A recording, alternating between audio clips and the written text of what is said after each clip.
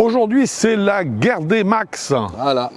Ça, des drivers max 2025. Voilà, nous allons faire un comparatif de tous les drivers que nous avons testés depuis le début de cette année 2025. Donc des modèles max, tu en as 3 dans la main, j'en ai 3 dans la mienne. Ça fait 6. Ça en fait 6. Alors on a du Callaway Elite, du Taylor QI35, du Wilson Max. De ton côté? Eh ben, de mon côté, j'ai du Strixon, le ZXi Max. Oui. J'ai le Cobra DS Adapt Max K. Toujours. Voilà, et le Ping G440 Max toujours. Bah, voilà, donc plein de max, guerre des max. De façon, alors vous avez le test bien sûr individuel de chacun de ces clubs sur le site avegolf.com. Voilà. Un comparatif qui va porter sur plusieurs points. Sur plusieurs points. Le premier, ça va être la tolérance. Tolérance. Ensuite, on passera à la puissance. Parfait. Ensuite, il y a le feedback et la sonorité. C'est important. Très important. L'efficacité des réglages, pour savoir si ça fonctionne bien. Pour ceux qui en ont, c'est très important aussi. Oui.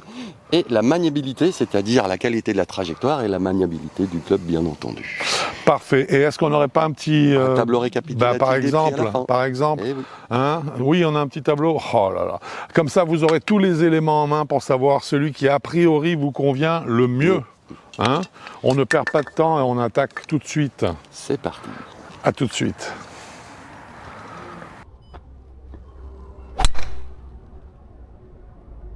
On commence avec le QI35. Ah oui, c'est celui qui est sur des rails.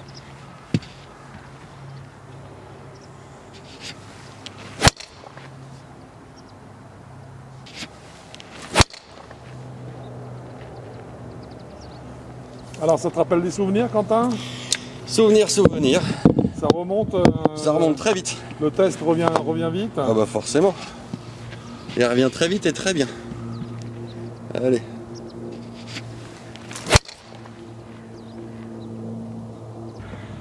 Allez, next.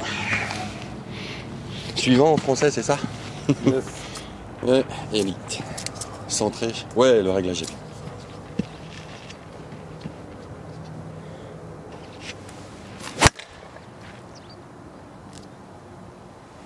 Rien de mieux que de taper 2 clubs différents d'affilée pour en faire la différence. Hein. Ouais.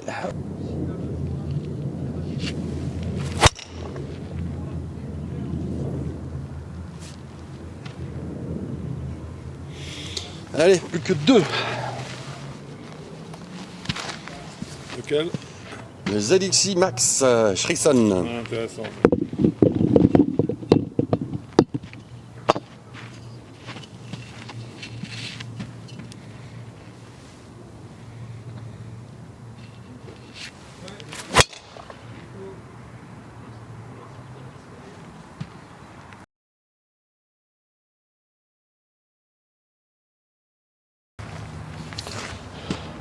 QI35 d'abord? Comme pour moi. Ok.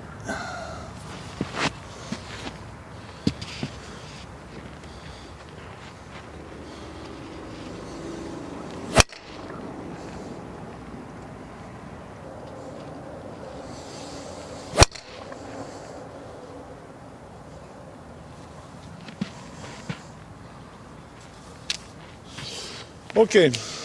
Allez, next. On est sur le Ping Elite, le Callaway Elite.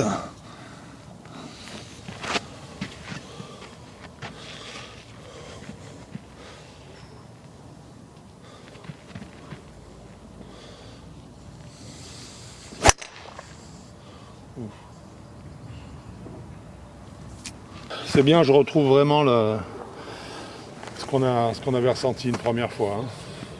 Enfin, lors du test initial. Les sensations reviennent très vite. Hein. Et surtout, je nous trouve très juste sur ce qu'on a dit. Hein. Pour l'instant, c'est 0 faute.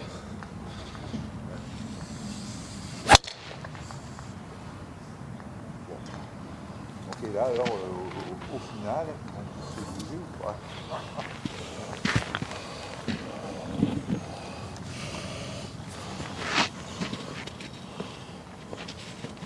Attends, juste un instant.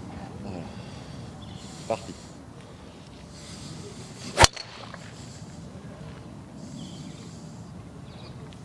Mal cassé. doux bruit d'une balle cassée. Ouais. Elle s'est fracturée en l'air. Enfin, c'est 2 morceaux en l'air.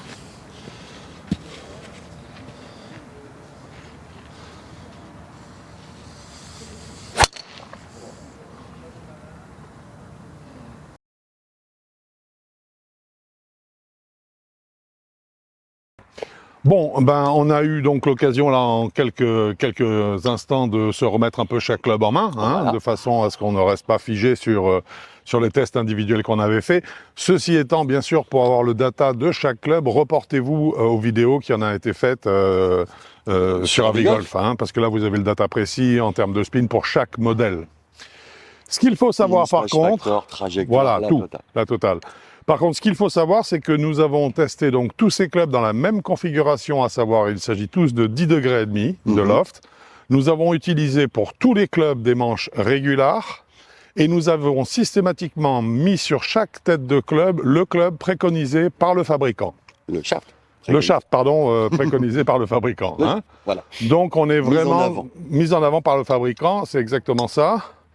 Ça a été globalement déjà, avant qu'on attaque le premier chapitre, notre premier chapitre, globalement, tu as retrouvé les sensations des tests? On a retrouvé les sensations, puis en plus, elles ont encore un peu explosé, puisque en comparant, c'est vrai que, tiens, celui-là, il fait un peu plus ceci, celui-là un peu plus cela, etc. Donc, ça, mais... Et en plus, on les a testés dans des conditions aujourd'hui qui sont idéales, optimales, donc ce qui permet d'être qui permet d'être un petit peu plus sensible hein, par rapport à la canne qu'on a dans les mains. Alors que les vidéos originales, on est en manteau. C'est un peu ça. C'est un peu ça. Donc là, cool.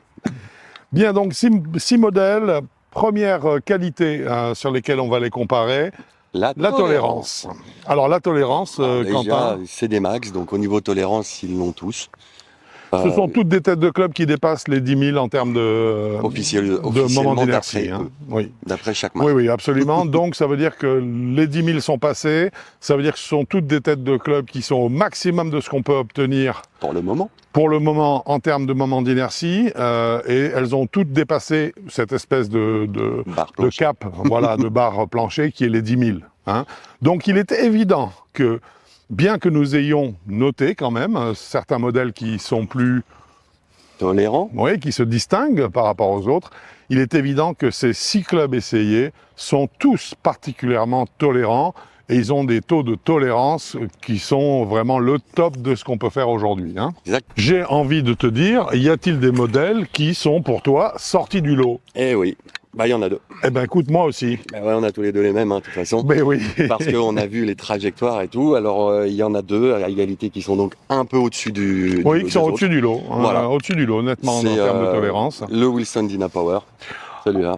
Il m'a ramené tout à l'heure une balle que j'ai prise dans la pointe du club. Sérieusement, je ne sais pas comment est-ce qu'il a fait ça. C'était invraisemblable. Alors, il m'avait déjà impressionné. Il nous avait déjà impressionné lors du test initial.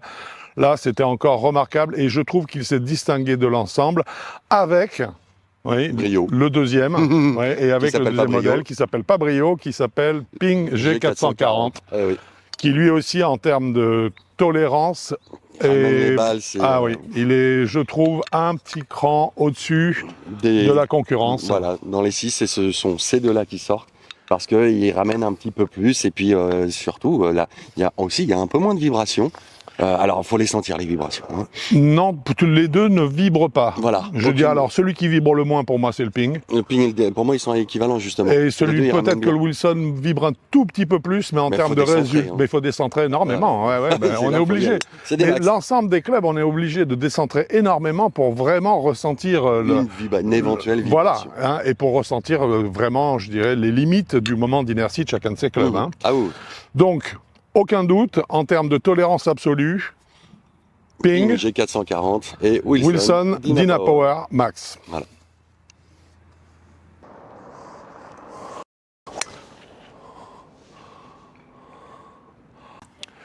Comparons maintenant nos drivers phares en termes de puissance.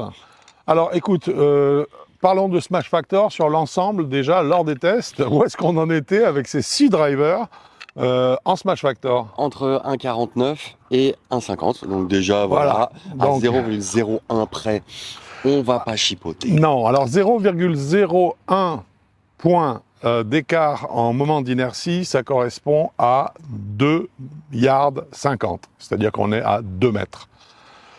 Donc ce sont tous des drivers qui se tiennent. Il n'y a pas de modèle en 2025, une fois de plus, hein, comme en 2024, comme dans les années passées, voilà, qui envoie 10 mètres qui plus mettent loin. 10 mètres à la concurrence. Hein. Ça Voilà, n'existe ils se tiennent pas. tous dans un mouchoir de poche en moins de 5 mètres. Mais il y en a un quand même qui s'est légèrement distingué, mais très légèrement distingué quand même. C'est le Ping, le G440. Le G440 à nouveau. Voilà. Alors, maintenant, attention, il il s'est distingué un petit peu sur la puissance et donc la distance parcourue par la balle, oui, mais cela ne serait-il pas lié, justement, puisqu'on vient de clore le chapitre, à son degré de tolérance qui lui aussi se distingue légèrement par rapport au lot? Bah oui. Hein? Je pense que c'est un peu lié quand même, hein, forcément. Et si tu as plus de tolérance pour pouvoir la centrer, entre guillemets, et même la décentrer, à partir de là, forcément, la moyenne des distances va légèrement être accrue. Alors écoute, légèrement. Je n'applaudis pas parce que j'ai les mains prises. Moi non plus. Hein, mais sinon, j'applaudirais ce que tu viens de dire, parce que c'est la vérité. C'est-à-dire que la puissance d'un club, si on a un peu une vision juste du jeu de golf, elle ne se mesure pas sur un seul coup. C'est énormément, elle est énormément liée, parce que c'est la somme des coups joués, à l'idée aussi de tolérance. Et effectivement, étant peut-être un tout petit peu plus tolérant avec tout à l'heure le Wilson Dynapower Max, eh bien ça se retrouve peut-être également au niveau de la distance et de la puissance, puisque effectivement c'est le G440 qui sur ce chapitre-là pour nous l'emporte.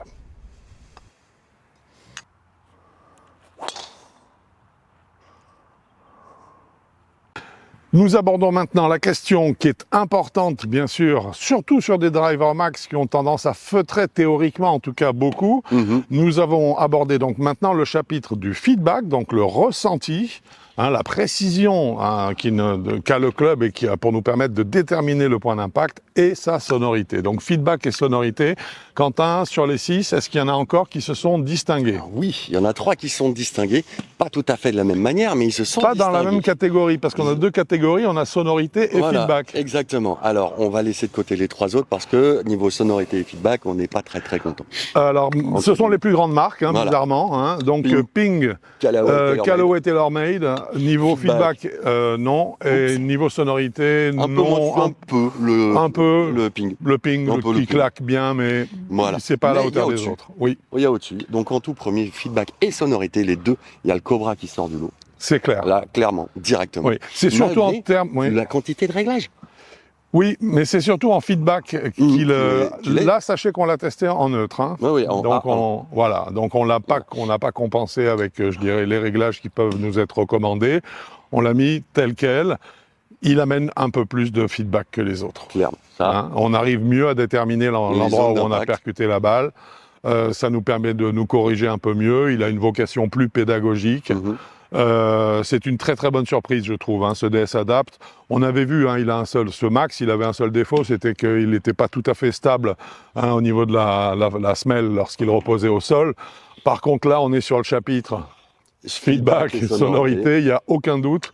Le champion, c'est lui. Voilà. Et il a par contre, il a 2 dauphins pour la sonorité. Pour la sonorité. Alors, un peu le feedback quand même.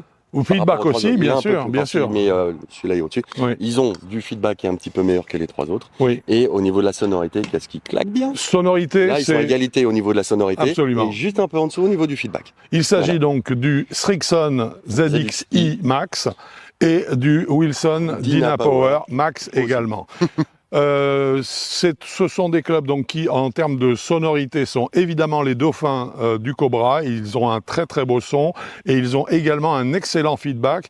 Et je dirais qu'en termes de feedback, si on fait un classement encore plus précis pour moi, pas sonorité, feedback, c'est 1, 2 pour le Srixon, on est bien d'accord, et 3 pour le Wilson. Voilà.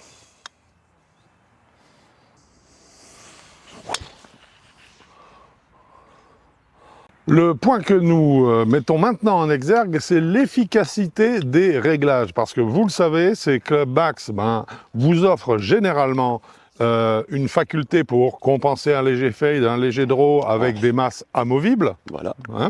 Et donc nous avons vérifié, en fait, club par club, quelle était l'efficacité des réglages proposés pour que vous puissiez faire de chacun de ces clubs vraiment le club qui vous convient le mieux. Je te laisse commencer. Tu es sur les clubs qui, dans cette catégorie-là, sont plutôt faibles au niveau réglage. Pauvres en réglage. Oui, oui, oui. Au moins, c'est plus facile. Il n'y a pas de réglage, donc on ne se prend pas le chou. Donc, on va commencer par, il y a le Wilson Dynapower, qui a un seul réglage à l'arrière, donc il y a marqué neutral. C'est juste un poids qu'on peut changer. Sur le Srixon ZXi aussi, un poids à l'arrière qu'on peut modifier. En standard, je crois qu'il a 14 grammes. Et le QI35 de TaylorMade, lui, il a 2 poids. Mais toujours devant et derrière. Toujours devant et derrière, donc voilà. On peut pas trop régler sur la latéralité. Ils ont tous réglables aussi au niveau de l'ozle, légèrement. Bien sûr. Mais pour l'instant, ce sont ceux qui ont le moins de réglages. Oui. Pourquoi pas? Alors, ça m'intéresse aussi beaucoup d'avoir moins de réglages de temps en temps. Bien sûr. Alors, tu viens de le dire, par contre, ce sont des réglages qui se font, je dirais, dans le sens de la ligne d'objectif, de l'avant vers l'arrière, ou de l'arrière vers l'avant. Donc, ce sont des réglages qui, principalement, en dehors des modifications de loft qui sont faits par le hosel, sont des réglages qui concernent simplement la hauteur de la balle. Voilà. Donc, en fait, en modifiant le grammage de l'avant vers l'arrière, on va avoir des trajectoires de balle plus ou moins hautes avec des taux de spin qui évoluent également de moins de spin pour les trajectoires basses à plus de spin pour les trajectoires hautes. Voilà. Mais il existe également dans ces 6 modèles, 3 modèles qui, eux, sont riches en réglages. Voilà, beaucoup plus riches. Beaucoup plus riches, ce sont donc ces 3-là, le Ping G440, le Callaway Elite et le Cobra DS Adapt. Alors, ça marche, c'est bien fait, c'est efficace. Sur le Ping, le réglage est relativement minimaliste. Vous voyez qu'il a une amplitude qui est relativement faible. Mais par contre, c'est vrai que ça fonctionne. La quantité de poids que l'on déplace a suffisamment bien calculé pour que le réglage marche. Sur le Elite, pareil, 3 encoches fixes. Voilà. Donc là, moins de possibilités dans l'ajustement, mais ça marche bien. Ça marche bien, c'est efficace, il n'y a pas de problème. Quand même.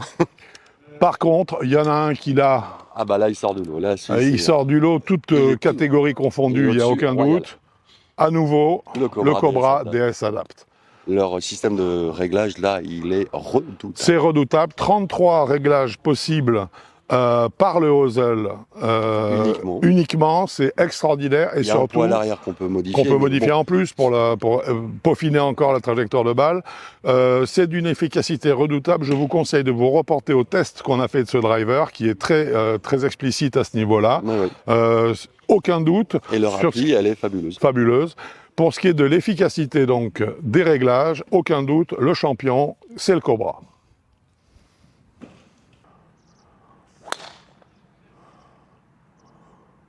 Nous avons beau être dans la catégorie des max, les max d'aujourd'hui, parce que les taux de spin ont bien diminué, sont quand même des clubs avec lesquels on peut imprimer un petit peu d'effet. Oui, en parlant de spin, justement, on a mesuré, pas calculé, tous les spins de tous ces 6 clubs. Ça va de 2400 tours minute. Donc des taux de spin très bas qui sont des taux de low spin. T'as fait un sujet, je crois, là-dessus. Il me semble aussi. Voilà, et puis jusqu'à 3060 tours minute. 3000 tours minute. Donc ça veut dire que... Pour un max, c'est extrêmement faible. Ce qui veut dire qu'on a quand même une latéralité possible. On peut imprimer du fade, du draw, ça ne sera pas des gros slices, ça ne sera pas des gros hooks, mais on peut la travailler un petit peu. Ça, évidemment, ça demande à ce que la canne soit maniable. Donc, on va voir. J'ai envie de te poser une question, mon cher Quentin. Parmi ces 6 modèles toujours, y en a-t-il quelques-uns, ou 1 ou 2, qui sont sortis du lot au niveau de leur maniabilité? Eh ben, pour moi, il y en a eu 2. Allez, en premier, celui qui a été assez bizarrement impressionnant, puisqu'on ne s'attendait pas à cette maniabilité pour un max, c'est le ZXi de chez Srixon. Celui-là, on peut s'amuser vraiment à essayer de travailler le swing, travailler les balles. Donc c'est très très agréable. Là-dessus, félicitations. Et juste en dessous, mais vraiment pas loin. Un peu en dessous. Oui. Tout petit peu en dessous. Et encore, c'est parce que on sent qu'il résiste de par sa tolérance à cette entre guillemets maniabilité. C'est le Ping G440. Alors là, lui, on fait des trajectoires aussi. Oui, parce que le club il est très maniable. Il est léger. Il a le même poids que les autres, mais on a une sensation de légèreté parce que les masses sont réparties d'une façon qui fait que. Ouais. Et du coup, on a de grandes facilités à jouer autour du plan de swing et donc à quand même réussir à imprimer un petit peu d'effet. J'avoue que pour ma part également, celui qui m'a vraiment impressionné, ah oui, c'est le Srixon ZXi, parce que j'ai trouvé que ce club à la fois était, on le sait, on l'a dit tout à l'heure, il avait à la fois une tolérance extraordinaire, mais il permettait tout de même d'imprimer un tout petit peu d'effet, et puis on l'a vu sur d'autres chapitres en termes de feedback, c'est un club vraiment qui nous a plu. Qui nous a beaucoup plu. Hein. Voilà.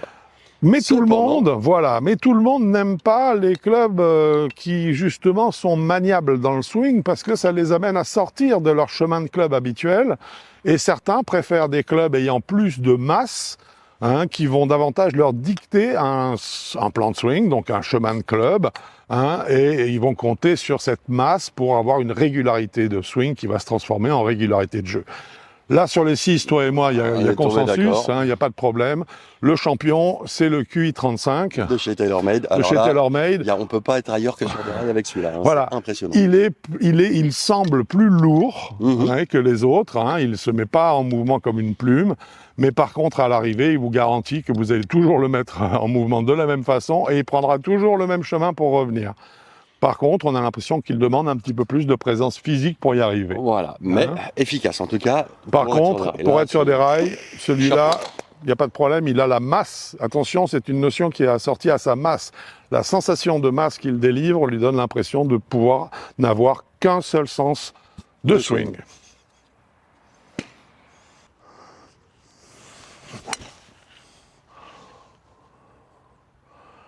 Bien, eh bien, il ne reste plus qu'à, si on veut, parce que nous sommes comme ça, hein, il ne reste plus qu'à vous dire, en fait... quel est notre petit chouchou? Quel est notre chouchou? Et là, Quentin et moi, on ne va pas être forcément sur, le même modèle. Hein, c'est normal, on n'a pas le même swing. Hein. Alors vas-y, mon vieux. Eh ben moi, mon petit chouchou, c'est le Cobra, parce que j'avoue qu'au niveau feedback, il m'a impressionné. Pour un max toujours. J'ai beaucoup aimé le principe des réglages, l'efficacité de l'application et facile à mettre en marche, facile à faire tourner autour de soi, c'est hyper stable pour moi. Je savais à tout moment exactement où était la phase de club et puis j'ai un retour. C'est un club qui nomme de retour, donc très appréciable. Ça, pour moi, c'est mon petit préféré. C'est ton chouchou? Ouais.